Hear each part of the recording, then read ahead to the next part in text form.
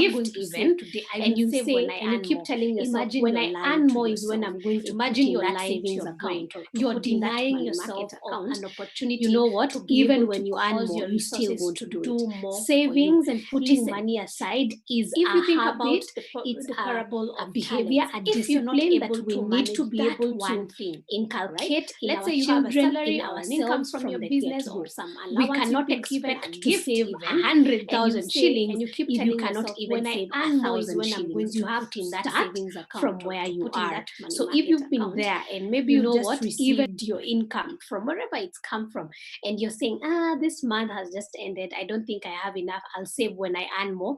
Remember, you're lying to yourself and you're denying your resources and opportunity to grow. You are also denying yourself the ability and the ability to build a habit that will actually work for you in the future. Another myth and another attitude that I want us to think about is, number one, I will always have a career. I will always have a job. I will always be able to run this business. I'll always have to be able to have this role that I have.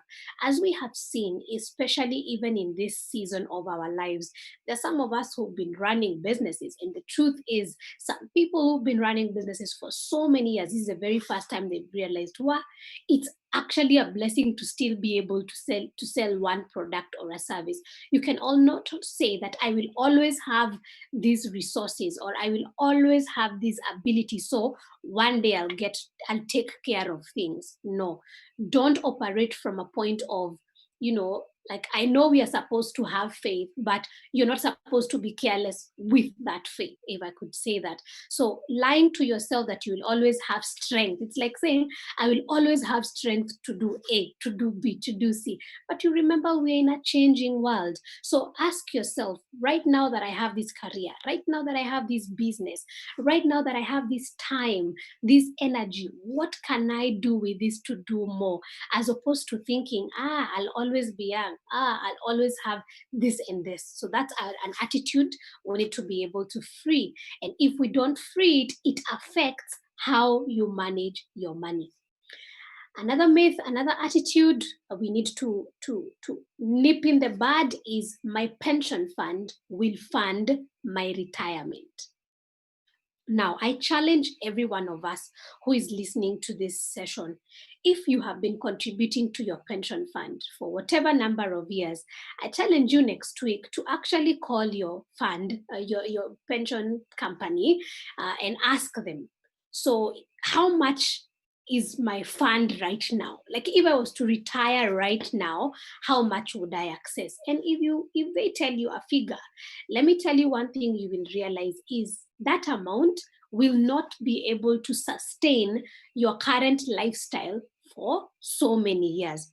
So there are some people who usually say, no, I usually contribute NSSF, or I usually contribute to my pension scheme, so that is what is going to sort out my retirement. No, please stop thinking like that. Remember that the pension fund is just one basket that will fund your retirement, that will fund your lifestyle costs during your retirement. So now you should be asking yourself, now I'm going to retire in X number of years.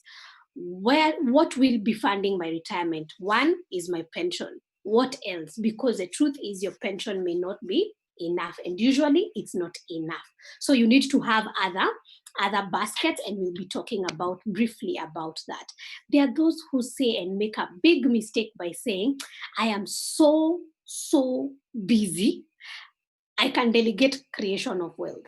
The truth is, you can never delegate your wealth creation to someone else. Yes, you can have an investor. You can have an investment company that supports you in achieving your goals or in implementing your investment objectives. Yes, you can have a financial advisor. Yes, you can have your ecosystem to support you on that goal to create your wealth. You also have to do the work. You also have to remind them, this is why I'm doing A, this is why I'm doing B, this is why I want to achieve what I want to achieve in terms of my fund. If you step aside and say, let me leave it to them, they are going to sort it out for me, you're making a mistake. Remember, you cannot delegate that role that is supposed to take care of you, is supposed to take care of your kids and even the kids of your kids. You have to be part and parcel of your wealth creation journey. Right? And I'm not saying that it means that now you take on all the burden and you're the one who will be sitting wondering, so which stocks do I need to buy? All I have said is you need to play an integral role in making sure that the ecosystem or the support system that you have to manage your wealth actually does what they need to do. And you're getting statements from them, you're getting reports from them. They are showing you how they're supporting you to achieve your goals. And you're not just sitting back hoping that one day when you call them, everything is going to be okay. So what I'm saying is, free yourself from that attitude of saying other people will do for me. Play a role in that and see how things are going. There are also those that usually say, hey, This thing they call our investments. Investments are complicated. Investments are not for people like me. Now, I strongly believe in the word of God, and I believe in the promises of God. And I believe in the fact that we have been given dominion of the earth. And I believe in what God said, that He has good plans for us. And, this world is ours, right? Now, if you say investments or wealth creation is not for you, who is it for? Right? Stop limiting yourself because of comparing yourself to other people. Some people usually say investments are for people who did well in mathematics, or who earn a lot of money, or who run very big businesses. For me, I say that's a lie. For me, I say that is actually scarcity mentality, that we as Christians, we as human beings, we as people who believe in God need to free ourselves from this, right?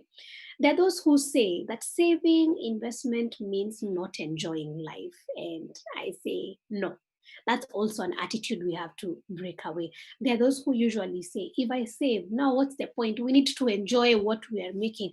We are working so hard. And I say, yes, you need to enjoy what you're making. In fact, the reason why you're managing your wealth in the best way possible is so that you can enjoy your life, is so that you can be able to achieve or buy the experiences, the things that you want for yourself and even for other people who you may want to do that. I think the thing with this myth is that if you're not very clear about your purpose or your reason, you may be in a lot of trouble. Saving and investment does not mean you will not enjoy life. It just means that you will not enjoy everything at the same time. It also means that you will need to plan yourselves, or you will need to plan how you're actually going to enjoy your life. And it also means that you're causing your resources to be able to plan for the things that you want to be able to enjoy. Now, remember, when we are talking about this issue of our attitudes, when we are talking about this issue of our myths, these are the thoughts that are in our brain. And you know what? Thoughts are things. And a few years ago, no, not a few, in 2013, I think I was training somewhere, and a light bulb moment just came in my mind, and I said, what you think about, you bring about. You know what? If you believe you're worthy, yes, you know what? You will actually start feeling worthy.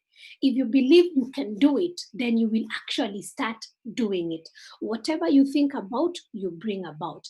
If the thought of lack has become a part of who you think you are, remember who you think you are, because that's not who you are. But if the thought of lack has become a part of who you think you are, that is in terms of money, recognition, or love, you will always experience that thing. All you will see is, I can't, or I don't have, or I have. And that applies even vice versa. If the thought of abundance has become a part of who you think you are, then that is what you will attract, and that is what you will start experiencing.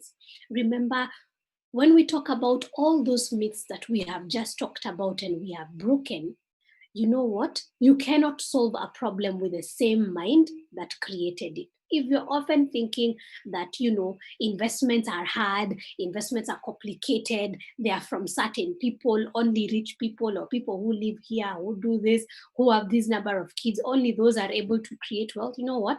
How will that same mind actually create wealth? Do you get what I mean? You have to be able to restructure your mind to give permission, or give your mind what I call self-command, to be able to say, this is how I want to think about my journey of wealth creation, or my journey of wealth discipline, so that you're able to apply it. And most importantly, as I was saying a little bit earlier, even as we work hard to be able to create this life that we want for ourselves and the generations that come, we also need to remember that money is not what drives us. In fact, it is the mission, that the purpose, what the reason God has brought you into this earth is what drives you, is what causes you to manage the resources that you have in the best way. That's why we're being told, don't conform to the pattern of this world. And what are the patterns? Yeah, what are the money patterns, if I could say, of this world? Fear-based, Others are scarcity based over money. And some of these things prevent us from achieving what we were meant to achieve. So always remember, thoughts are things. And even before you start investing, before you even accelerate the investments you currently have, start freeing your mind if you feel like there are certain things that have been slowing you down, and if they are coming from your thoughts. Translate your desires into reality. Translate your positive desires into reality. In fact, define your desire. Know what you want to achieve. Be determined to get it. Let Corona not be the excuse or the reason why you say, you know what, I shelve that idea. No, you say, Corona or no Corona, what am I going to do about this desire, about this dream that I have for my life? And stand by it and realize your objective. Realize what are some of the steps you need to be able to take to get there. And I want us to define the difference between someone who thinks from a wealth creation perspective and someone who doesn't, right?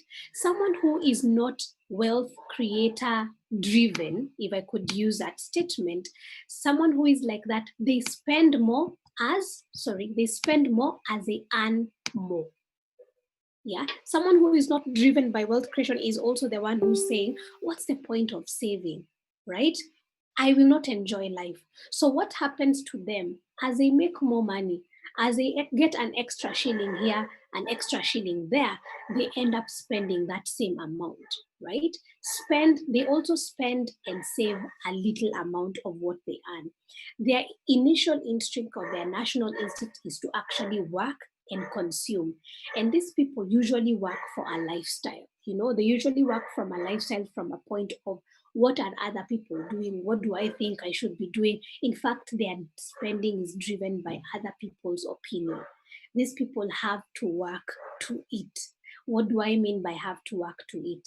If they don't have a job or if they don't have an income, they may not end up eating. Why? Because they don't save, they don't put things aside. But someone who has that wealth creator's mindset, they invest more as they earn more. And my question is, when was the last time in your life ever you may have gotten a raise, whether an extra 1,000, an extra 500, what did you do with it? And I'm not even causing you to think about it from a point of a huge promotion. Remember, some of you, I know there are some of us who could be really young and maybe you've not even gotten a job yet, but let me use a couple of us, who have been able to probably have 1, 2, 3 jobs. Remember your very, very first salary, right? You earned X amount. Then by the time you're getting your third salary, it is almost certain that your third salary, you earned more than your very first internship or your very first salary. So my question is, did you invest more when you earned more in that third salary? I don't know. But someone who has a wealth creation mindset actually invests more as they earn more. And multiplication and putting aside money, saving, for a rainy day, for preservation is very important to them. Their instinct is to increase. Their instinct is to multiply. Think about that parable I was talking about. They work to create assets. And why do they work to create assets? Because they believe, and it is a fact. Assets, remember, assets generate an income for you. Those assets, when they generate that income is what will fund their lifestyle. That's a wealth creator's mindset. Their lifestyle may start off modest. That's why sometimes you're like, hey, this person, see, they've been in that role for so long. See, they've been promoted for so long. Why are they still, they're not living the flashy life or the kind of life we expect them to live? For them, their lifestyle is really not driven by other people's opinion. Sometimes they may be tempted, but they usually say, you know what, let me start here from now. Let me start here for now, and then I will grow modestly. And that's a good thing to do. And that's why I think we also have time. This person who has a wealth creator's mindset, they understand the value of time, right? What we call time, value, or money. Their spending is not driven by other people's opinion. My question to you is, when you get back, even right now as you're spending, is your spending driven by you, your own opinion, by your own values, or is it driven by other people's opinion? Think about that. Now, how do we work ourselves to poverty? Yeah. And I'm not saying you do, but the people who do, if we are not careful, what is it that we are doing that if we are not careful and aware, it may actually lead us to poverty? Let's explore what that can do. Remember, I talked about, a wealth creator, the person with a wealth creation mindset actually values time. Allocating time and money in the pursuit of looking superior in front of other people. Remember that other people's opinion often has a predictable outcome. In fact, it is inferior economic achievement. I want you to even take a screenshot of that. If you are always working so hard, if you're the person who usually say, let me tell you, this grind, I am going to work so hard, I'm going to hustle, I'm going to work that business. In fact, I have a job, I also have a private business, I have to do other things so that I'm able to show people that I can. The predictable outcome is you will actually have inferior economic achievement. You will always be working from a point of inferiority, and that is not our portion, even as human beings. And you will find yourself, if you're always working so hard, spending your time, your energy, making money, spending money, so that you feel like, let me keep at this, happiness is just around the corner. That thing we usually call the rat race. For me, when I saw this photo online, this is what I thought about the rat race. You're always thinking, what's next? What's next? In fact, you don't even sit back to review, what have I been able to gain this far? And so that's why I keep on saying, and what even Centonomy teaches me, and we keep on teaching as well, is make sure that your wealth creation journey is not driven by how much you get, but it's actually driven by the mission that God brought you to do. It's for you to be able to make that money or to generate that income for you to implement that vision. And this quote from Rajin is always very outstanding, because he said, whether you have a Maruti or a BMW, the road doesn't change. The potholes doesn't change. The highways do not change. Whether you will travel economy class post-COVID or business, your destination, if you're all going to Dubai, you're still in the same plane. Your destination doesn't change. Whether you have a Titan or a Rolex or a Casio, okay, the time is still the same. Whether you have Apple or a Samsung or Huawei or whatever you have, people who will call you will always remain the same. Listen, there's nothing wrong in dreaming for a luxurious life, nothing. But what we need to look out for, so that we don't get stuck in that rat race or that inferior economic achievement, what needs to be taken care of is not to let the need become greed. Because needs can always be met. You will always be able to, do a business, get a job to be able to meet certain expenses. But greed, you will never be able to be fulfilled. You will always be asking yourself, so what next? What next? So are you driven by need or greed? How you're spending right now, how you're investing, how you're even saving right now. What's the reason? What's the why behind it? Is it because you need something and you want it to be met? Because that one you can always meet it. Or is it greed, right? So my question, let's get started to now we've talked about the mind and the impact of the mind to your behavior and to the patterns on how you spend your money. But another key thing we talk about a lot is, now let's talk about the money.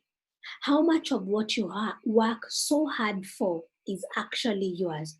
Remember, every single month, if you are someone who works, every single month there's an expense, there are certain expenses that you have to incur. January all the way to December, there are certain expenses you will be incurring. Also, there's a certain amount of income you could be incurring every once in a while. But how much of what you work so hard for is yours? Because what is yours is what you can save. is what you can put aside, is what you can invest. Now, all the expenses that we usually pay goes to making sure that our lifestyle costs are catered for. What do I mean? Your rent, your electricity, your entertainment fees, your internet, your bundles, everything. Those are expenses, and those ones are going to other people's factories or businesses. But how much remains? Because whatever remains in the end, that's what you're able to put aside.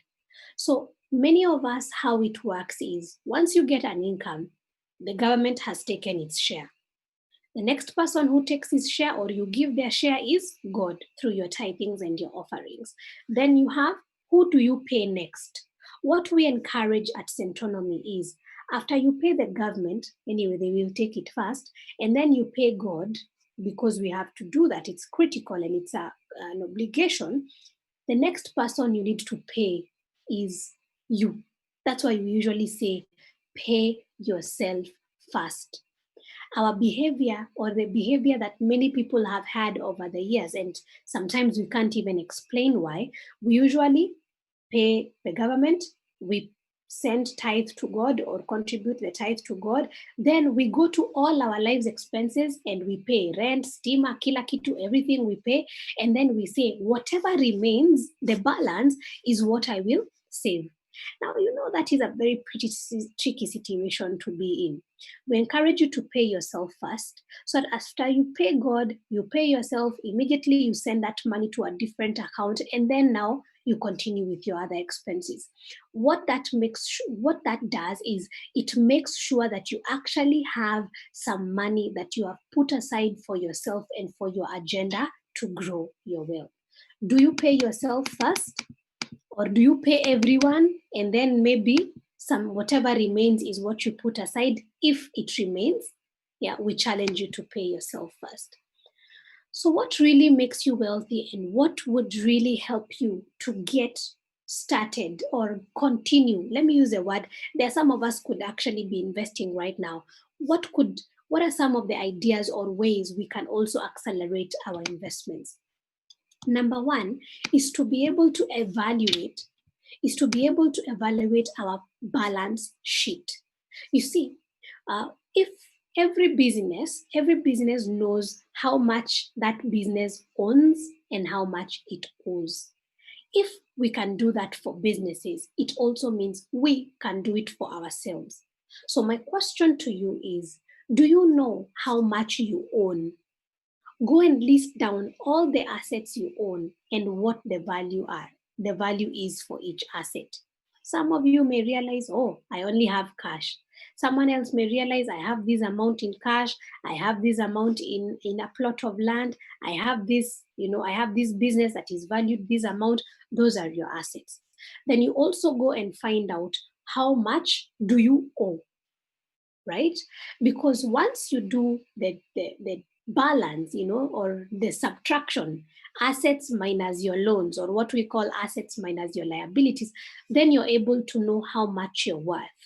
Have you ever wondered how they usually calculate, whoever comes to your mind and they usually say that person is worth Kenya shillings X? How they actually get there is because they do the subtraction of what they own versus what they owe. It is really powerful for you to be able to know what that figure is and what the reality is, so that you may be able to do something about it. Knowledge is power. For example, if you go and you do your personal balance sheet, you add all your assets and then you add all your loans, whoever you owe, you subtract and you realize I'm actually in a negative, or I'm in zero, or I'm worth 100,000. That can then cause you to think, okay, where do I want to go? How much do I want to be worth? So that now you can start your journey to making sure you get there. When you don't know, you're not able to make the right decision. So that is very, very important. Your personal your balance sheet, or your personal balance sheet, is very, very, very critical. And when I talk about floor sets, and we usually talk about floor sets a lot, assets versus floor sets. For us, floor sets are those things that you bought, even through loans, that you know that you really don't need, or that are not even worthwhile for you. It was just driven by other people's opinion, if I could say that. But that is a narrative that you can change. So we've talked about what really makes you wealthy. The first thing is knowing how much you're worth, because if you know how much you're worth, you're able to start making decisions. Do I want to improve this? If I want to improve this, what do I need to do? Is it to reduce my loans and then I grow my assets? And if I want to grow my assets, which ones? Good. The next thing you need to know is to understand how you work debt. There is good debt and bad debt. Good debt is that debt that you actually take a loan to go and invest or put in something that will actually, which what I call an investment loan. A good debt is an investment loan, a loan that you take so that you can put in a place that will generate an income for you. Sometimes we've had some people who've said, I borrowed some money from my chama, from my investment group, so that I can start a business. That's a form of a good debt. But a bad debt is a loan that you take to fund personal consumption matters, right?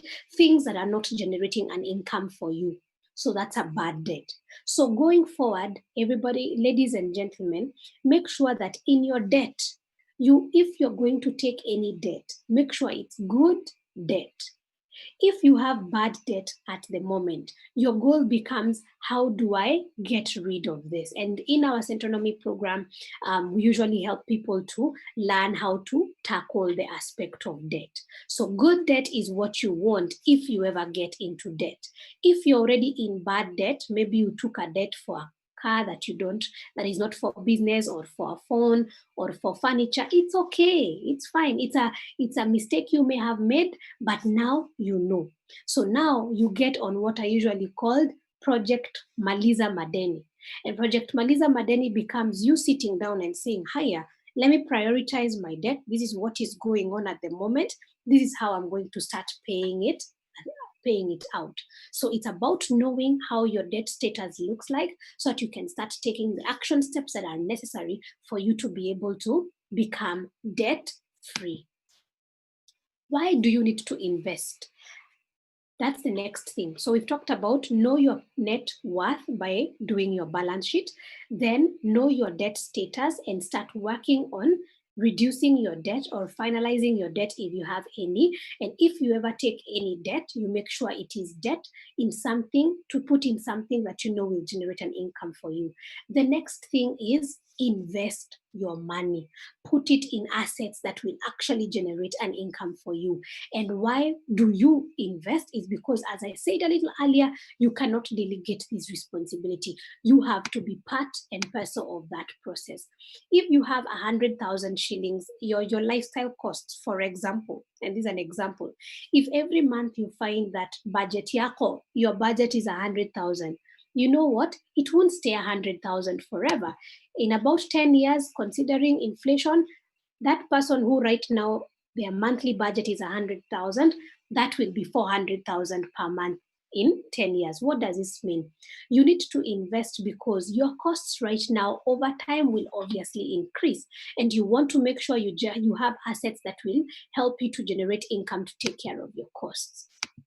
So time value of money is very critical. What you do with your money is very critical. Some example I like to give is a cup of coffee that's 200 bob. If you invest that amount every day, in a money market fund that's giving you a good percentage over 10 years, that's 1 million shillings. And that's not just money. That can be an experience that you actually wanted. Maybe a contribution to your retirement, maybe a trip, maybe a trip to on a cruise or a journey or a gift you want to give your kids. It could be anything. So that's why I was saying it's not about the money. It's about what is the money going to do for you. Okay, so time value of money is very critical. Currently, our scenario is we are all working very hard. Many of us, 99% of us at the moment in this session, we are working so hard. When we work hard, we generate an income, okay? Maybe our business pays us or we get a salary from our business or our job. That money goes to pay expenses. The remaining goes to savings, right? The savings are the ones that actually go to buy assets. But the truth is, and the cycle continues, this is what happens currently. But we want to change this narrative. And what do we want to change this narrative to? We want to say, we are not going to be working forever. You won't toil forever. And that's my dream. Maybe that's your dream as well. And what do we then, even if we want to work forever, the truth is expenses are not going anywhere, right? We still need to go for those trips. We still need to take care of our kids. We still need to get all the experiences that we want. But we want to change this so that eventually in the next couple of years, we are able to, when we don't want to work anymore, the assets that we invested in are generating an income that goes to pay those expenses and goes to pay those loans as well. And, the cycle continues. So your question right now could be, Sheba, you've convinced me about me starting the journey to investment. So how do I invest? How do I make the right decision to invest? There are three reasons anyone may want to invest. And every time you want to invest some money, I want you to ask yourself, what is the reason for investing this money? The first investment reason, or what I call investment objective, is capital preservation. What this means is you have this amount of money, let's say it's 10,000, 50,000, you want to invest it, but you want it to work for you, but you will need it back the same way it is in less than a year. But if it's able to come back to you with an extra income, no problem, right? So that means if you need it in less than a year, your goal therefore becomes, or your objective therefore becomes, capital preservation. If that is your objective, it means you need to put that money in places or investment tools that actually preserve capital. For example, money market funds. Okay, those are savings accounts. They are better than a normal bank savings account because they give you a better rate. So it means that how they operate is they give you a better rate than the bank. About right now, many of them are giving between 8%, maybe 9%. You give them a call and ask them, right? And then what it is like is whenever you need your money, you may get it between 24 to 48 hours. So that's what it means by preservation. You're able to access your capital when you need it and in less than a year. So savings account fall under capital preservation tools. Fixed deposits, if you've ever heard about that, falls there, and money market funds also fall there. This means that you're preserving your capital and you're actually going to receive the money that you invested. Sometimes next is income generations. You have this amount of money, you may not need it in 1 year. What you actually want this money to do for you is to go and generate some regular income for you. So if that is your goal, if that is your objective, then you ask yourself, where can I invest this money that can generate an income for me? An example of such includes treasury. This is what we usually call fixed income securities, such as treasury bills, where you're lending to the government. Also treasury bonds, where the government needs to raise some money and they've said, like what they did on the 16th of June around that time, government came and said, we want money for budgetary support, 40 billion. Anyone who's interested in investing, we are going to give you about 10.8%, I think, 10.8%. So what that means is you're able to invest in the government, and every 6 months from that treasury bond, you get your return. And then by the end of the term of that bond, if that bond was for 5 years, at the end of that 5 years, you're going to get the money that you invested plus the final interest. So that is a good place for you to invest if your objective was income generation. Another place is what I call a business. Many of you run a business. Why? Because you want income generation. So that's very important. Other people actually have property, a house somewhere, a land somewhere that you are leasing or you can rent so that it can give you income. So those are the examples where you can actually invest to generate an income. And the final one is what we call capital growth.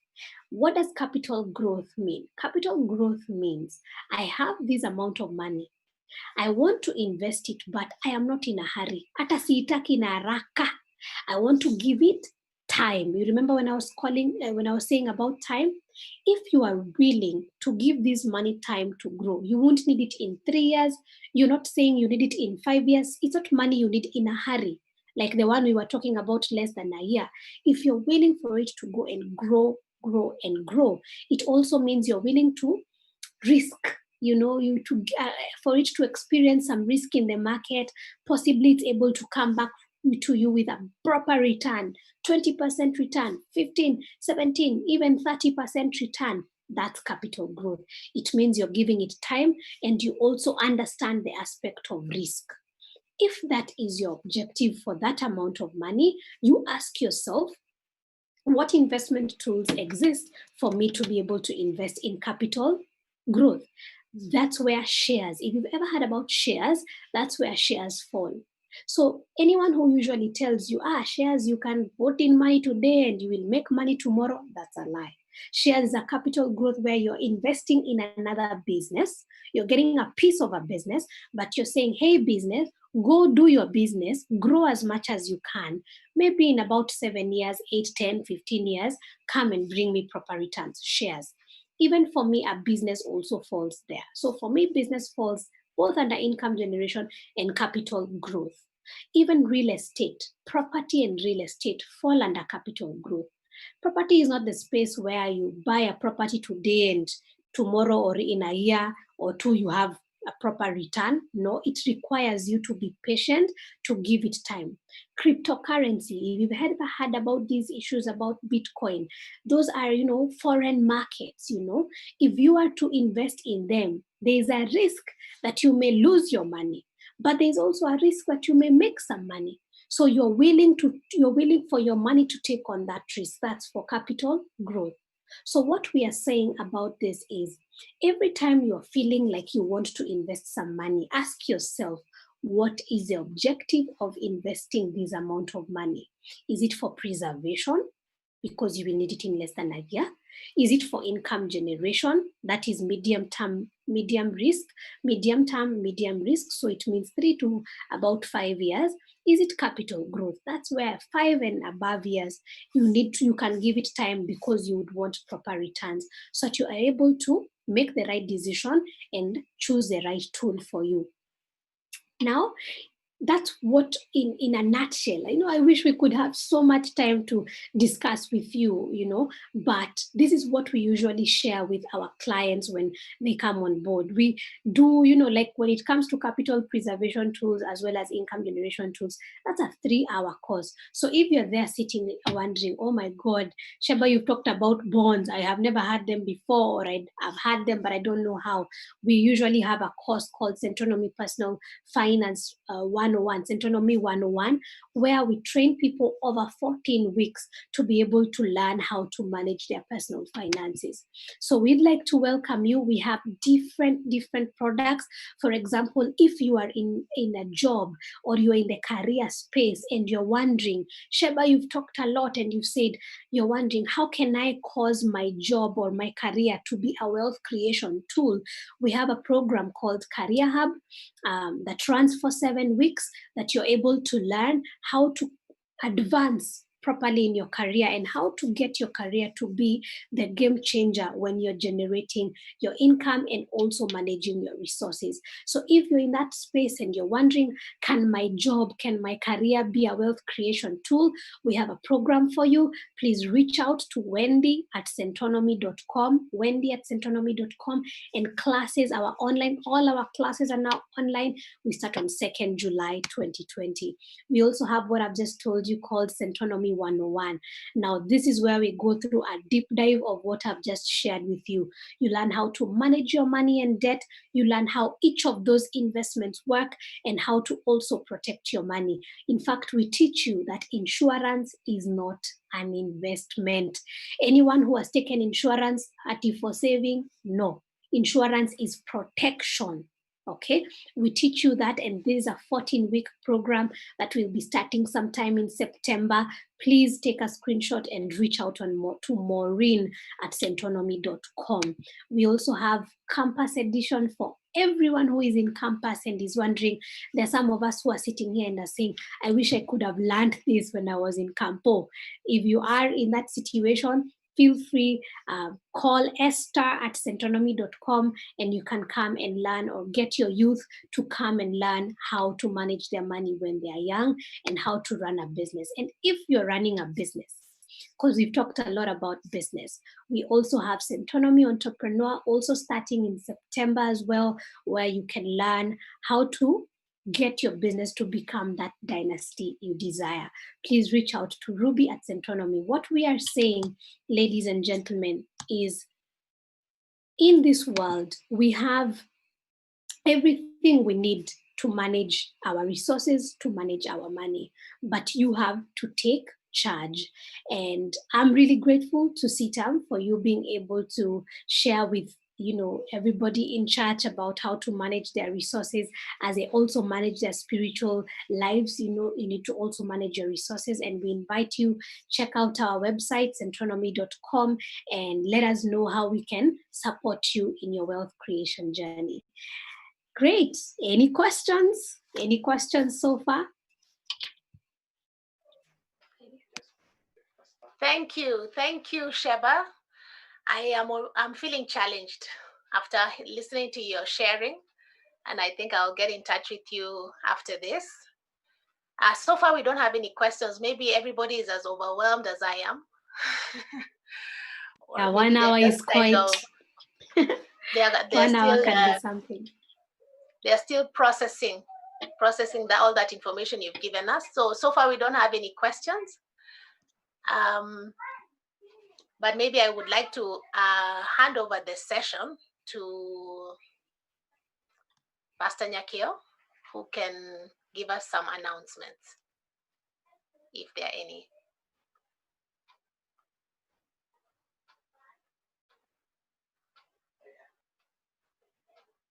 And maybe before Pastor Njagi comes on, I'd like to just apologize. At the beginning of our presentation, we had some technical hiccups and there was some kind of noise. So we apologize for that. But at least it was sorted out and we're able to listen. So please bear with us. Pastor Njagi, please. Thank you. Thank you very much. Thank you for that wonderful presentation, Sheba. We are learning, we are growing. It's so timely, even in a time like this. People are wondering, what do I do? Where do I save? What do I do with my money? Thank you for reminding us a couple of things. Perhaps I have a question. Maybe I could throw this to you, Sheba. You said about loans and things like that. I had someone say once that you should use someone's money to make money. I don't know what's your take on that. And in a time like this, when people are being laid off, they're getting pay cuts. And it's been a tough season for a number of people, but I like what you're pointing us to. You're pointing us back to God, that that's our baseline, that God is with us, He'll help us, He'll fight for us, He'll give us the wisdom even in this season. So I don't know whether you would advise, because there are people who are thinking, my salary has been cut, can I get a small loan? I start a biashara so that I can sort myself in this tough season. I don't know what you would say, Sheba. Yeah, for me, when it comes to loans, Pastor, is, as I have said, we have to be very clear on why. If you're thinking about taking up a loan, you have to be very clear about your reason. And always remember there is a good loan and a bad loan. And a good loan is a one that you are borrowing, and you're right, you're leveraging on someone else's money so that you can put it in something that will actually generate you some money. right? So you're not just borrowing money so that you can go and do your personal things, and you will still need to pay that loan from your pocket.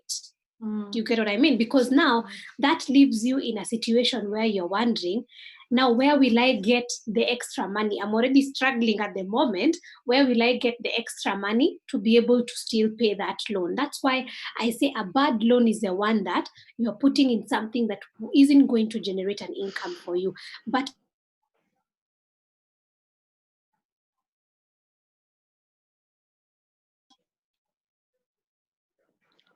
if you have a can you hear me? Yes, I can. All right. If you have a business idea at the moment, it means you need to evaluate and ask yourself, if I want to start, before I even start thinking about a loan, because many times what happens is people start thinking about money. People are always talking about capital, capital, capital. What you need first to do is ask yourself, so what is this business that I want to do? And then remember, apply the entrepreneur's mindset. And what is the entrepreneur's mindset all about? In a Autonomy Entrepreneur, our very first module challenges us. The entrepreneur is a person who sees a gap in something, who is providing a solution to a problem. So before you start saying what is niingie biashara, the question should be, what problem am I solving with this business? Or what gap am I filling with this business? And then now you go to the next thing and say, you know what, I have seen this gap. This is how we are going to fix this problem. Then you start asking yourself, if this is how we are going to fix this problem, what do I have to start within myself, within the way we are, right? Do I have some money somewhere? Some things, it's not all the time what you need to start with is money. Sometimes it's your brain. Sometimes it's your laptop. Sometimes it's your phone. Sometimes it's a contact. You get what I mean? So then now you start asking yourself, this is how I want to solve this problem. So we usually, in design thinking, our module 2, there's something we talk about, identifying the big opportunity. And identifying the big opportunity in your business is asking you, I have realized there's a gap here. What is a minimum or the simplest way, okay, for me to solve this problem? Okay, some of you could be thinking, I want to go, like yesterday I was doing a session with someone and they were saying, now I want to buy cows, I do dairy farming. Now where will I get all this money to do dairy farming? And I asked him, Kwani, you are starting with 50 cows. If the thing is what you want to start with cows is, what we talk about in design thinking is, you ask yourself, what is a minimum viable product, minimum viable service you can use to bring to the client. You may realize, I don't have a cow. I don't have money to buy the cow. Before I go to buy the cow or go borrow money to buy a cow, do I know someone who already has cows? So that I can go and tell them, can I sell this milk for you? So that at least I can even get into this business of selling milk. I even the ability before I am putting so much energy into something that I'm not even sure about. So what I can say, even before you start thinking about debt, start thinking about, what do I have? Because I challenged that person and told them, you could be thinking about dairy cows, but there's someone who is struggling, who has 50 cows, 20, 10 cows, but don't know where to take the milk. And maybe your solution is you actually have the market. So what is a minimum way you can start to solve a problem before you go deeply spending way too much money or borrowing too much money? And then as you learn that, you are able to upgrade. And if you really have to spend some money because some businesses require you to do so, ask yourself, what's the minimum I can start with? Many people usually want to start with so much, and that's what usually slows things down. I like that. Start where you are at. Basically, a principle in the book of Zechariah: do not despise the days of humble beginnings. You can start small, and it's God who brings growth. And I like the way you've thrown that one at us of what problem are you solving? Think of the problem you want to solve. What's the gap that is there? What are the big opportunities there? So that's something for me, I think is one of my take homes today. Because I believe there's a gap. There are many opportunities that are there. God has connected us. We have a great connection network around us that we need to maximize. And so thank you. Do you normally do personal coaching, or you just do the packages you have talked about? We usually do we usually do group coaching, the ones I've talked about. And why we do so, Pastor, and it's very similar to your church, is imagine if each of us came to you, Pastor, kila mtu, you might be too stretched and you may not be able to reach the flock the way you would want to. So that's why we do group teachings. But the good thing about the group teachings is they are not, they are very, you're supported throughout. So by the time you're graduating after 7 weeks, after 12 weeks, 14 weeks, you're actually doing a lot of group work exercises with people. So you're not only hearing from a trainer, you're also hearing from your peers. And do you know what? We learn a lot through interaction, like the way we are learning here. So in fact, that is what I would even recommend most than even doing a one-on-one. I usually tell my clients, come for group class first, learn the concepts. Then by the time you're getting a coach, because you can have a coach like me to support you one-on-one, but I may not teach you all those things. You see, by the time you hire a coach, is you already know what the coach is saying. If I could say that. So I say we do group coaching because it's a best way to learn. Yeah. Okay. I like that. Thank you so much. I think Mercy has a question. Even before I bring a question for you, before I bring the announcement. Yes, I can see one question. I just read it. Seeing that a house loan will not generate for you, should we invest in a home or rentals as a first investment? That's one of the questions that we have received. Yeah, that's a very good question. And for me, as I said, Kagendo, I may not know what you should do first because it is your money, it is your goals, right? That's why the first question I usually challenge you to do is ask yourself, if I want to invest, what is my objective for investing? Because the investment choice you make should be driven by the objective. Because sometimes have money that you want to invest, right? Or you want to up a loan so you can maybe use it in your investment. You need to ask yourself, what's your goal? And if the goal is generating income, then you will go and look out for the various investment tools that generate you an income, and then you're able to see which one is giving you better returns and better returns, and you're able to select it. Because I can tell you select a home, but if we actually look at your net worth, if we actually look at your financial situation, we realize, you don't even have an emergency fund, and that could end up meaning, in fact, your goal should be preservation. Do you get what I mean? So Kagendo, to answer your question, whether I should buy a home or do rentals, my question is, what is your investment goal at the moment?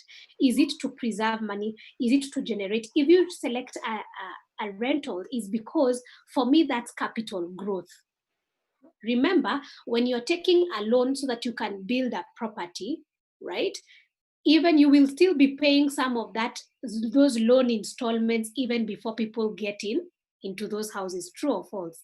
So you need to be ready for that. Also, sometimes those installments are actually going to be paid by the rent that people are paying, meaning by the time the loan is cleared, you will need to have dedicated time. You will need to have dedicated a lot of time for you to be able to enjoy that.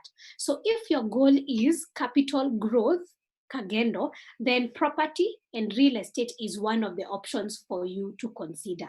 Now, you need to go and do some research and find out what is available, what are the options, how much would it cost me, what are the potential projections that you're able to make that decision.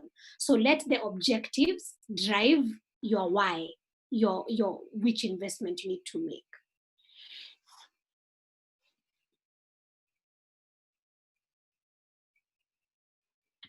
Sorry, we can't hear you. So the next question that we have, okay, still connected with, let me ask a few at a time so that you can answer them together. When is the best time to own your first home? Then there's another one. How do you leverage using other people's funds in brackets to grow?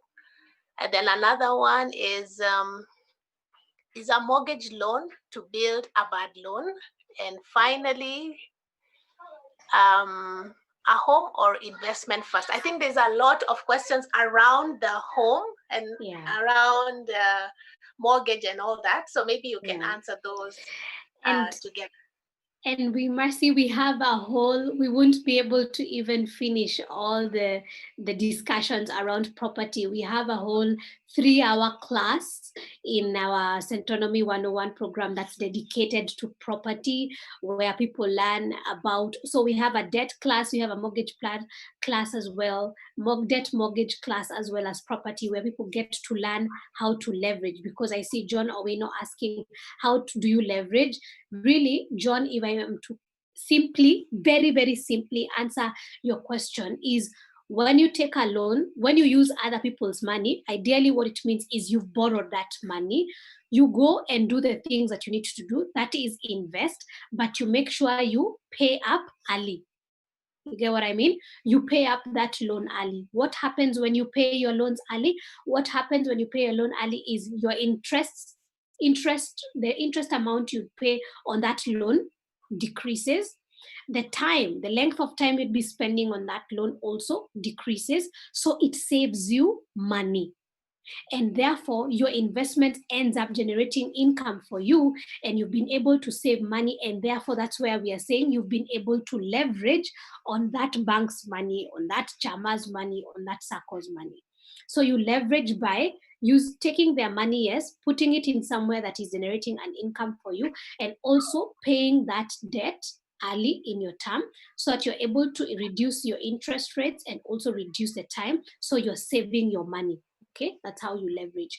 When do you own your first home? You know what? We've seen people who own their homes when they're 20. We've seen others who own when they're 60, others when they're 30. When you're ready, you do it. It's you. And that's why we are talking about this amazing conversation about personal finance wellness, because if you start your journey of managing your wealth early, let's say you're young, I don't know how much you are, then you're able to plan yourself. So what we usually do, Marcy, if I could conclude, is in the personal finance class, by the end of the class, you leave with a 5-year plan. And the 5-year financial plan is dependent on your goals as an individual, because, Marcy, we can't buy homes at the same time.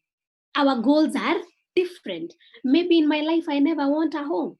Maybe, our goals are different. So what happens is, by the time that program ends, you have your own 5-year plan. Someone else have their 5-year plan. One person could have a home in theirs. Someone else, it's a trip. So I think you're the one who decides, and then you start working up yourself towards that. And around mortgages, for me, I say, mortgage to buy a home for you to live in. Is it a bad loan? It's a personal loan. It's, a home is a good thing to have. But what we teach you, especially in our debt class, is when you're taking a loan, the question usually you should be asking yourself is, which one is giving me most value? And once you're able to come up with that is when you're able to make a decision. Because there are some people who they do the calculations and they realize, wow, that's how much I'm going to pay a mortgage for my own home. What if I actually save that amount I was going to be paying every month on those installments? not save, but what if I invest them in a good tool, and I look at what that tool is going to give me, and I realize that's giving me a better value. So we've seen clients who say, I once wanted a mortgage, but now that's not the route I'm going to take because it's driven on your value. So I wouldn't say yes or no. I would say it's driven by your values and the decisions that you have made. Excellent. Wow. So there are more questions which have come in, and we have about 13 minutes left. So maybe you want to go through them quickly, or we can end it there and we'll take on the questions maybe afterwards, after the session. I can take a couple because I think I'm seeing the questions here Yes. on the chat, and I've seen Wamboi Mashari asking a home or investment first. For me, as I have said, it depends on your goals, but for me, I'm just like, you need to make your money work for you, and that's what investments do. So you're the one who is actually going to decide, do I want my money to work for me first, or do I just want to borrow and continue, paying installments? It's up to you really, but I would really encourage you to check out our debt class. It really helps you get some insights on you to make that decision. And it's also a longer class. It's like a 3-hour class. Imagine we've just done 1 hour and all these questions are coming up. So in 3 hours, you go through all these details and they're able to inspire you. I'm seeing John Owino asking, what is the recommended percentage distribution between the different types of assets? John, this is a really good question. And for me, I usually say, and this I can tell you from a point of how I do it and from a point of me as a coach. And when you go online, you will find so many blogs saying different things, saying 30% here, 10% there, 5%. But as I said, your investment goal, sometimes you have 5K and you want to invest it, isn't it? It's not all the time that you're having in your hands millions, 100,000. Kusema kweli, sometimes what you have is 5K and then all you want to do it is invest. Sometimes all you have is 50 Gs and what you want to invest. Every time, and please just follow this if you don't mind.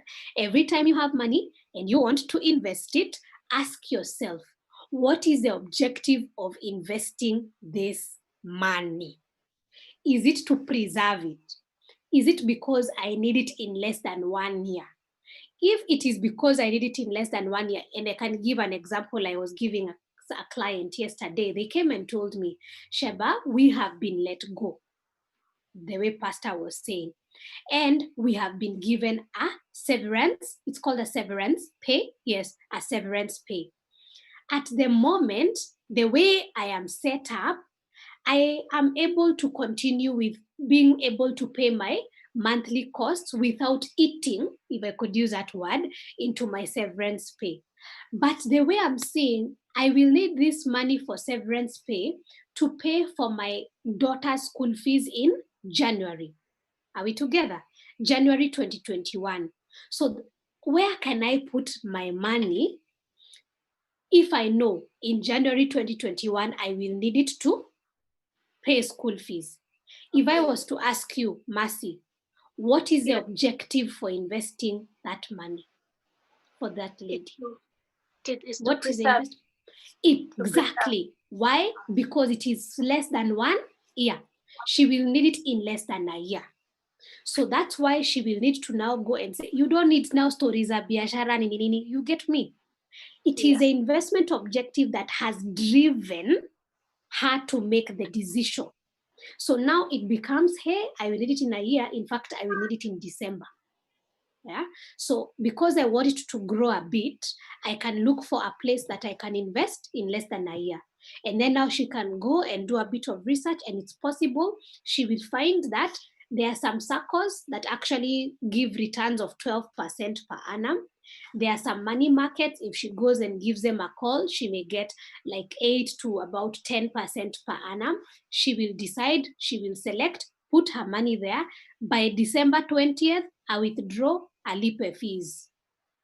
So what I can say, it's not about the percentage, It's about the objective. I'll give another example so that I can take this point home. Maybe Mercy, one day, Sitam can say, Sheba, come and talk to our youth team. Don't worry, we will pay you a small fee to speak. All right? And then you give me a small fee. And then I say, to be honest, I really don't need to spend this money on anything. I would want to invest this money. Let's say let me pick 5,000 bob, okay? Then I'll ask myself, what's the goal for this 5,000 bob? I will realize, do I need to preserve it? Not really. In fact, can this 5K go and do proper work for me? Inirudie ikiwa kama 30,000. You see, that is capital growth, isn't it? So I will ask myself, where can I put it? Will I put it in a savings account if I want it to come back in 30,000? No. So now the goal for that 5K, if I want it to come back to me in 30,000, is capital growth. So now I will stop thinking about sijui money market, nini. I come and now ask myself, what are the different tools available for capital growth? And for me, the one that I think I can put 5K easily is I can buy some shares, isn't it? I can now talk to my stockbroker and tell them, you know what would you recommend? And these days, you can buy stocks from applications on your phone from as little as 1,000 shillings or even less. So then maybe I can buy one of these shares from one of these companies, depending on how they are performing, and I let it stay for like another 7-10 years. We see how it will be. So for me, as I've said, just to answer John, it's not so much about percentage. It's about, yes, diversifying your portfolio so that you're not putting all eggs in one basket. But every time you have money, you ask yourself, what is the objective? So that now it can help you narrow down on which asset. Yeah. I hope I've answered. Thank you so much, Sheba. I think the conversation is just warming up. So, but because of time and we really must close by 9:30, I would like to invite our elder or Mrs. Elder, Rose and Timothy Kemani. They are with us on this call. I'd like to invite them just to give a vote of thanks and close with a word of prayer. And I don't know if Pastor Nyakia, you had some more, maybe a notice before we close. Yes. Okay. Nyakia. Yes, thank you, Mercy. Thank you, Sheba, again for such an insightful evening. We are going to sleep a better people, thinking objective. What solution am I bringing to this world? Because really, our purpose, it's actually just reminding us that we are here on purpose. We are here for a reason, and we need to do so and get connected to our Father, so that we can fulfill our assignment on this side of eternity. So thank you for taking your time. I believe we will share your contacts on the page so that those who want to get in touch with you can get in touch with you. I know a number of people would love to. We were to get you before this Corona Manenos came. We're looking forward to an afternoon with you guys. And then this happened. But thank you for giving us this this evening. I know to just have you like this normally would have had to have coughed some money, but thank you for giving back to the Lord in this way. Ubarikiwe tu sana. And thanks Centonomy for us. We are truly grateful, and we look forward to partnering even some more in the days to come. I know God will give us the opportunity to do so. God bless you so much. May He continue to enlarge your boundaries in Jesus' name. Amen. Amen. So thank you guys. Thank you for tuning in. We have quite a number of people who are tuned in this evening. This has been our family month. We started with Valentine Gito talking about the wheel of life. Last week we were talking about conflict management. Today we're talking about money matters, cash money. It matters, you know. By the way, this gospel cannot be propagated without the giving of the people of God. So we are talking about how do we enable you to give to the work of God. And next week, we are going to talk about prayer altars. As you know, next week is actually our prayer and fasting week in Sitam. And somehow I just see how God led us, because next week we'll have Apostle Wainaina coming to speak about the family altar. And I think it's altars, because we're talking about how to pray together and how to deal with the things that make us not be able to pray together. So there's going to be, it's gonna be fire here next week on Friday. I'm almost feeling like we need to push it into a mini Kesha. We'll see, we'll give a bit of more detail in the course of the week, but you cannot afford to miss this session too. Invite as many friends. We kindly ask you, you can create your watch parties, online watch parties. Like right now, I'm hosting a watch party on my Facebook page. You need to subscribe to your YouTube